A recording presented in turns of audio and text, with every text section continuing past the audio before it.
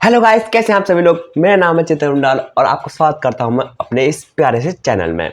तो दोस्तों, आज हम स्टार्ट करने वाले हैं अपना एक्सरे का टॉपिक। इसमें हम क्या क्या देखने वाले हैं ये हम बता दें आपको। इसमें हम देखने वाले हैं एक्सरे की हिस्ट्री, ठीक है, प्रोडक्शन और प्रॉपर्टीज देखने वाले हैं एक्सरे की। एक्सरे ट्यूब के बारे में पढ़ने वाले हैं। एक्सरे ट्यूब की हिस्ट्री पढ़ेंगे, उसके टाइप्स या उसके फेलियर पढ़ेंगे। देखो, ये एक ही टॉपिक है, ठीक है। एक्सरे डायग्नोसिस लास्ट में आपके लिए बहुत ज़्यादा, ये टॉपिक बहुत ज़्यादा इंटरेस्टिंग होने वाला है, क्योंकि इसमें हम लास्ट में एक्सरे आपको कुछ एक्सरे इमेज दिखाएंगे। जैसे कि ये मेरे पास एक एक्सरे इमेज है, ठीक है, ये आपको दिखाएंगे, उनको डायग्नोसिस करना सिखाएंगे। वैसे आप डायग्नोसिस करना आपका काम नहीं होता है, ये जो एमडी रेडियोलॉजिस्ट होते हैं वो करते हैं। बट हम फिर बेसिक आपको बताएंगे, जो आप अपने फैमिली का, अपने दोस्तों का देख सकते हैं, हल्का हल्का बता सकते हैं, ठीक है, विथ एग्जाम नोट्स। साथ में हमको एक 100% ईजियर और इतने सिंपल वे में एग्जाम नोट्स प्रोवाइड करने वाले हैं, जिनमें कि आप यूनिवर्सिटी एग्जाम में लिखोगे तो आपको पूरे के पूरे नंबर मिलेंगे, ठीक है। तो अपना एक्सरे का टॉपिक स्टार्ट करते हैं। बाकी इसकी जितने भी एक्सरे के हमारे जितने भी वीडियो आएंगी, मैं उनकी एक प्लेलिस्ट बना दूंगा। जो बच्चे बाद में देख रहे हैं वो जाके हमारे प्लेलिस्ट में, चैनल में जाइए, हमारे प्लेलिस्ट वाले सेक्शन पर जाके एक्सरे वाला प्लेलिस्ट पर क्लिक करिए और सारी वीडियो के आनंद लीजिए। तो आज की हम वीडियो में देखने वाले हैं हिस्ट्री और डिस्कवरी एक्सरे की। तो सबसे पहली बात, अगर आप एक्सरे पढ़ रहे हैं, रेडियोलॉजी कर रहे हैं कोर्स, तो विल्हेम कोनार्ड रुंजन, इसको याद कर लीजिए। विल्हेम कोनार्ड रुंजन ये क्या है, हमारे फादर ऑफ रेडियोलॉजी है, ठीक है। विल्हेम कोनार्ड रुंजन हमारे कौन है, हमारे पूरे रेडियोलॉजी डिपार्टमेंट के फादर हैं, जिन्होंने हमारे एक्सरे की खोज की है। अब भैया, इन्होंने एक एक्सरे ही की तो खोज करी है, बाकी ये फादर क्यों हो गए हमारे रेडियोलॉजी के लिए? क्योंकि इन्होंने सिर्फ एक्सरे, क्या होता है देखो, एक्सरे से ही हमारी सिटी बनती है। सिटी में क्या होता है, हमारे 3 प्लेन से, कोरोनियल, सैजिटल और एक्सियल व्यू से हम अपने एक्सरे इमेज को लेते हैं, उसको रिकंस्ट्रक्शन करते हैं और हमारी सिटी इमेज प्राप्त होती है। एक्सरे से ही हम मेमोग्राफी करते हैं। भले इसमें एमआरआई और यूएसजी नहीं आएगा, बट एक बेसिक हम बात करें, क्योंकि एमआरआई और यूएसजी में रेडिएशन होती भी नहीं है, तो इसलिए रेडियोलॉजी के फादर कौन है हमारे? Wilhelm Conrad Roentgen. स्पेलिंग थोड़ी टिपिकल है, बट आप 1-2 बार लिखेंगे तो आपको आ जाएगी। नेक्स्ट तो हम अब पहले इसकी देख लेते हैं हिस्ट्री, ठीक है। X ray were invent on November 8, 1895 by sir Wilhelm Conrad Roentgen. यानी कि एक्सरे कब इन्वेंट हुआ था? नवंबर 8 नवंबर सन 1895 को, यानी कि 8 नवंबर सन 1895 को हमारा एक्सरे इन्वेंट हुआ था। किसके द्वारा? हमारे विल्हेम कोनार्ड रुंजन के द्वारा, ठीक है। कब हुआ था? 8 नवंबर, ठीक है, 8 नवंबर सन 1895। याद रख लो, तब तो हमारा देश आज़ाद भी नहीं हुआ था, उस टाइम पे वहाँ एक्सरे भी निकल चुका था, ठीक है। फिर इनके एक्सरे इन्वेंट करने के लिए सन 1901, सन 1901 में क्या हुआ था, इनको नोबेल प्राइज मिला था। भैया, इतना बड़ा इन्वेंशन करा है तो नोबेल प्राइज तो बनता है, ठीक है। याद रखो, कब हुआ था एक्सरे? 8 नवंबर 1895 को। किसके द्वारा हुआ था? विल्हेम कोनार्ड रुंजन के द्वारा हुआ था, ठीक है। कैसे हुआ था हम आगे पढ़ेंगे। और 1901 में इनको क्या मिला था? नोबेल प्राइज मिला था। किसके लिए? अपने एक्सरे इन्वेंशन के लिए, ठीक है। First radiographic the human body, जो हमारी सबसे पहली रेडियोग्राफिक ह्यूमन बॉडी की किसकी ली गई थी? ब्रेथा रुंजन। कौन थी ये? हमारे विल्हेम कोनार्ड की ही वाइफ थी। मतलब भाई, मर्द अपनी पसंदीदा औरत के लिए सब कुछ करता है। कहा है, आज देख भी लो कि विल्हेम कोनार्ड ने क्या करा था कि एक्सरे का इन्वेंशन करा था। उन्होंने सबसे पहले एक्सरे में अपनी किसका करा था? अपनी वाइफ का ही करा था। उनकी वाइफ का किसका एक्सरे हुआ था? हमारा हैंड का एक्सरे हुआ था। एक्सपोजर टाइम कितना लगा इसमें? 15 मिनट। अगर आप पहली बार देखें तो आपको एक्सपोजर टाइम का मतलब पता नहीं होगा। तो इजी वे में बोलूं, एक्सपोजर टाइम मतलब क्या होता है, एक ऐसा बटन होता है, लाइक इस टाइप का ही बटन होता है, उसको दबाना पड़ता है तो एक्सरे हो जाते हैं। इतने दबाने में वहाँ एक्सरे भी हो जाएगा, ठीक है। जैसे मैं ये पेन का ढक्कन दबा रहा हूँ, मैं देखो ये दबाया मैंने, इतने में वहाँ एक्सरे हो जाएगा, इतने ही सेकंड में हो जाता है, ठीक है। ये ऐसे हो जाता है। आप जाके जब कभी करेंगे प्रैक्टिकल लाइफ में आपको पता चल जाएगा। तो उस टाइम पे तो भैया इस चीज़ को करने में 15 मिनट लगता है, क्योंकि उस टाइम पे भैया इतनी टेक्नोलॉजी नहीं थी, इतनी फास्ट CR DR मशीनें नहीं आती थी। तो किसका हुआ था? ब्रीथा रुंजन का हुआ था, हैंड का, ठीक है। आपको जो आपकी डिस्प्ले पे जो इमेज शो हो रही है, ये हमारी सबसे पहली एक्सरे इमेज है। देख सकते हैं, उसमें आपको एक रिंग भी नजर आ रही होगी, ठीक है। ये उनकी वाइफ ब्रीथा रुंजन का एक्सरे है, जो सबसे पहला एक्सरे है। आप तो न जाने कितने लाखों करोड़ों एक्सरे हो गए होंगे इस दुनिया में, ठीक है। अब इस वाली लाइन को देखते हैं। तो इस लाइन में बेसिकली ये कहा गया है एक्सरे में इस एक्स का मतलब क्या है, एक्सरे में इस एक्स का मतलब क्या है। एक्सरे मतलब उस टाइम पे देखो क्या था, उनके लिए तो नई चीज़ थी, जैसे अब आपके लिए तो आप तो इसमें बहुत ज़्यादा थ्योरी आ चुकी है, आप पढ़ रहे हैं, आप तो आपको पता है एक्स का मतलब क्या है। उस टाइम पर उनकी नई चीज़ थी, तो जब हमारे कोई नई चीज़ होती है, अगर हम मैथ की माने, ठीक है, इसमें देखो वही लिखा है मैथमेटिकल के हिसाब से उन्होंने किसका रखा था, अननोन, ठीक है। मैथ में हम क्या मानते हैं, एक्स वाई जेड, ठीक है, जब हमको किसी की वैल्यू पता नहीं होता हमको क्या क्या मानते हैं, उसको हम एक्स वाई जेड, ठीक है। तो उसी प्रकार से उन्होंने एक्सरे को भी एक्स माना, मतलब इसकी कोई वैल्यू उनको उस टाइम में पता नहीं थी। उन्होंने एक मैथ की, क्यों कहते हैं जनरल फिजिशियन थे, तो उनको पता नहीं था इसकी वैल्यू क्या है। तो उन्होंने जैसे हम मैथ में रख लेते हैं कि एक्स माना एक्स वाई जेड वैल्यू रखते हैं जब हमें किसी चीज़ की वैल्यू निकालनी होती है, तो उसी टाइप से उन्होंने एक्स एक वैल्यू टाइप ही उन्होंने रखा था, ठीक है। और जो उसमें से रेज आई उसको उन्होंने कौन सी रेज कहा, रुंजन रेज कहा, ठीक है। देखो इसमें वही लिखा है, विलियम कोनार्ड रुंजन का थे, एक जर्मन फिजिशियन थे, ठीक है। अब देखते हैं एक्सरे की डिस्कवरी कैसे हुई। अब आ चुके हम डिस्कवरी ऑफ एक्सरे के बारे में, ठीक है।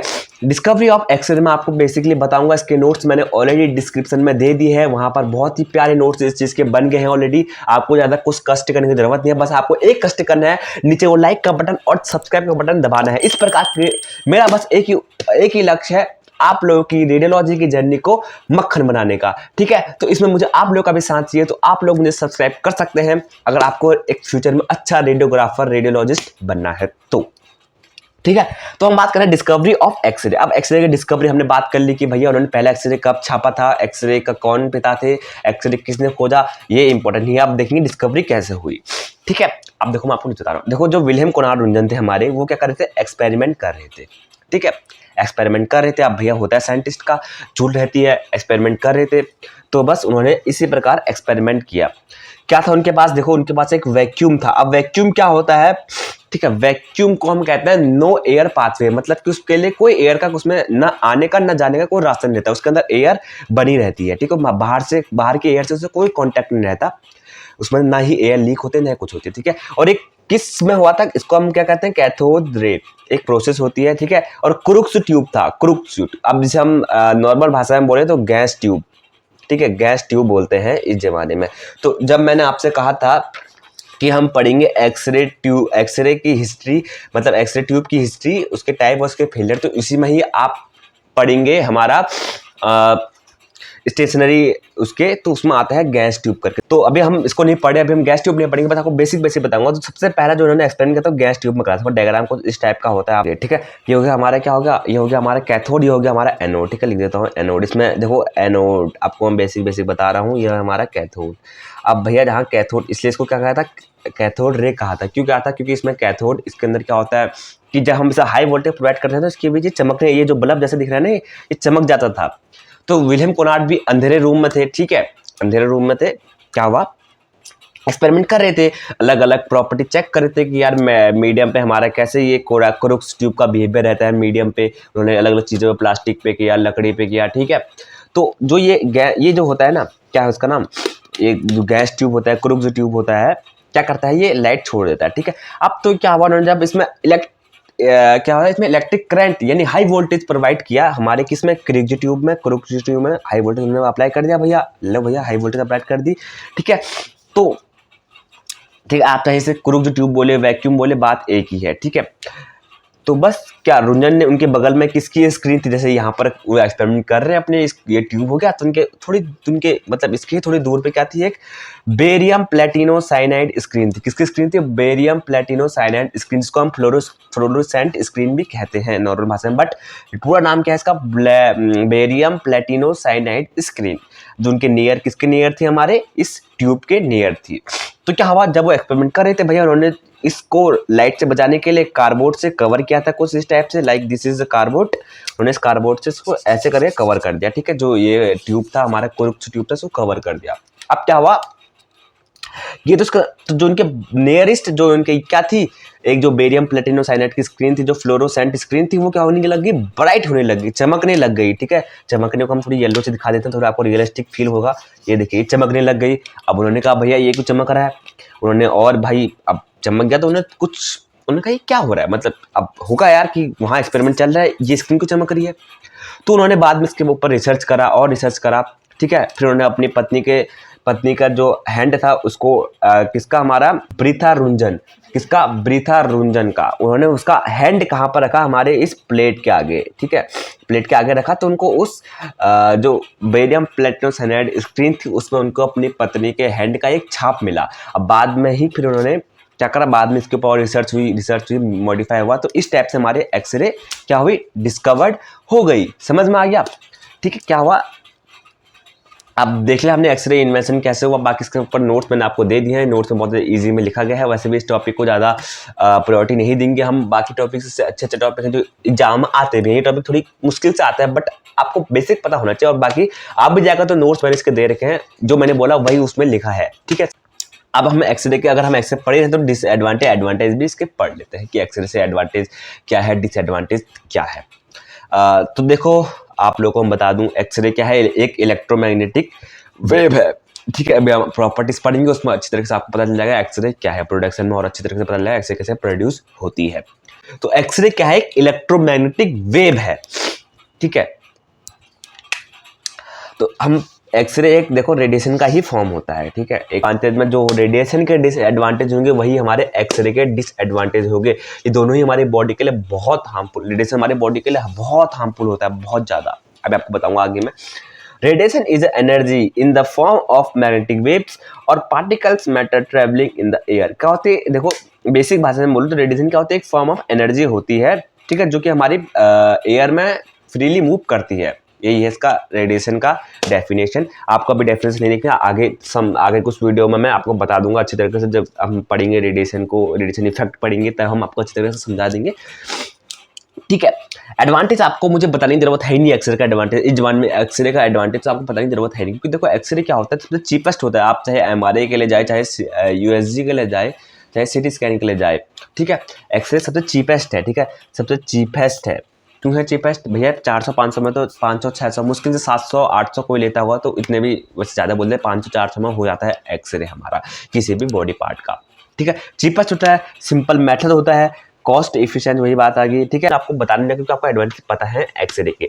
डिसएडवांटेज क्या होते हैं, डिसएडवांटेज भैया बहुत, अगर रेडिएशन की बात करूँ तो रेडिएशन इतनी हार्मफुल है इस डेट में। अच्छा आपको एक और मैं आपको फैक्ट बताता हूँ, क्या है, अगर आपके फैमिली में कोई प्रेग्नेंट है या आपके अगर आप कभी ड्यूटी टाइम पे, अगर आप कभी बाद में जब ड्यूटी करेंगे तो कभी कोई प्रेग्नेंट वुमन आती है, उस वुमन को एक्सरे रूम के आसपास भी मत घूमने देना। जहां भी एक्सरे है उससे बोलना भैया पहली फुर्सत में निकल। क्यों, क्योंकि प्रेग्नेंट वुमन के लिए एक्सरे रेडिएशन इतना हार्मफुल होता है कि उसके जो यूट्रस में बच्चा बन रहा है, उसके जो पेट में बच्चा है, वो जब एक्सरे के एक्सपोजर में आ गया तो क्या होगा, वो डिफेक्टिव बच्चा जो होगा, डिफेक्टिव पैदा होगा, बच्चे में कुछ ना कुछ फॉल्ट होगा, लाइक उसके क्रोमोसोम में होगा डिफेक्ट हो सकता है, लाइक वो लूला लंगड़ा पैदा हो सकता है। मतलब रेडिएशन इतनी हार्मफुल है, आपने सुना होगा जो जापान में था, जो भी था, ठीक है, वहाँ बच्चे आपने देखा कितने मतलब डिफेक्टिव पैदा होता है। उसी टाइप का अगर कभी भी अगर आपके घर में कोई प्रेग्नेंट है तो मैं उनसे रिक्वेस्ट करता हूँ कृपया एक्सरे रूम के आसपास भी ना जाए, एक्सरे ना सिटी रूम के आसपास भी मत जाए। एमआरआई के आसपास जा सकते हैं, यूएसजी तो होता ही है, यूएसजी सेफ है, ठीक है। एक्सरे रूम के आसपास ना जाए, चाहे आप कल को अगर आप रेडियोग्राफर भी बन गए तो अगर प्रेग्नेंट वुमन आती है तो उनसे बोले आप हाथ जोड़ते हैं भैया यहाँ से चले जाओ, ठीक है। तो डिसएडवांटेज देख लेते हैं कि एक्सरे के क्या डिसएडवांटेज होते हैं। हेयर लॉस, ये तो बहुत बड़ी प्रॉब्लम है भैया। अगर आप कभी एक्सरे करेंगे तो आपको ये प्रॉब्लम फेस करनी पड़ेगी कि आपके बाल आप धीरे धीरे टकले होने लग जाएंगे, ठीक है। स्किन प्रॉब्लम हो जाती है, किसी को एक्सरे से एलर्जी होती है, ये नॉर्मल पेशेंट के साथ भी हो जाता है। किसी को एक्सरे रेडिएशन से प्रॉब्लम होती है तो उसको स्किन में रैशेस, स्किन में दाने होने स्टार्ट हो जाते हैं। सबसे मेन चीज कैंसर भी हो जाता है भैया एक्सरे से, ठीक है। ये कोई अच्छी चीज़ नहीं है एक्सरे। हाँ इसके बहुत माना अगर 1% इसकी ये है डिसएडवांटेज तो 99% एडवांटेज है, बट वो 1% भी इतने हार्मफुल हैं कि इंसान की ज़िंदगी वहीं नरक बना सकते हैं, ठीक है। तो क्या हो सकता है, हमारे कैंसर भी हो सकता है।